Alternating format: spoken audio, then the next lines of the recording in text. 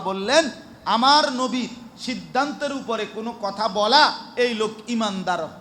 কিছু বললে লা ইউমিনুনা, আল্লাহ বলেন আমার কসম এই ঈমানদার থাকবে না, এ মুমিন হবে না। আল্লাহ বলছেন কোন মুমিন পুরুষ নারীর জন্য আল্লাহ এবং তার রাসূল কোনো সিদ্ধান্ত দেওয়ার পর নিজেদের কোনো মতামত পেশ করার মোটেই অনুমতি নাই।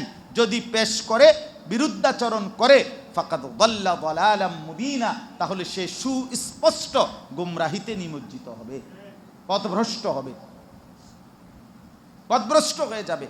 তাইলে বোঝা গেল আজকে এই আয়াতের প্রথম অংশের বক্তব্য আপনাদের কাছে আমি এটাই বুঝাইতে চাই, পুরাটা জিন্দিগি প্রিয় নবী সাল্লাল্লাহু আলাইহি ওয়াসাল্লামের সুন্নাতের অনুসরণ, নবীজির ইত্তেবা, এটাই আমাদের দায়িত্ব, এটাই আমাদের কি বলেন না।